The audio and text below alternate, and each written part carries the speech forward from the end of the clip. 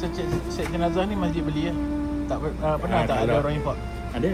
Ada juga lah. YB lah, YB. Oh, YB lah. setahun sekali lah bagi. Tak mestilah dia tengok kita mohon lah.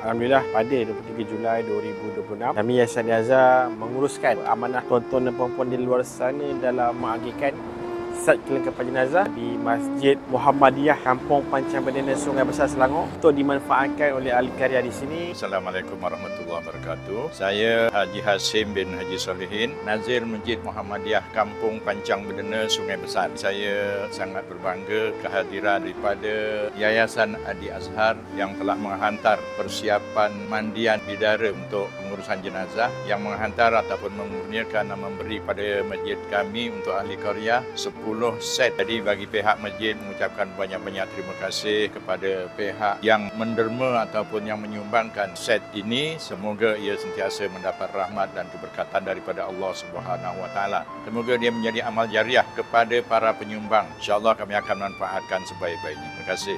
Jutaan terima kasih kepada tuan-tuan dan puan-puan kerana menginfakkan sad kelengkapan jenazah ini melalui Yayasan Adi Azhar. Semoga dimurahkan rezeki dan dipanjangkan umur insya-Allah. Assalamualaikum warahmatullahi wabarakatuh.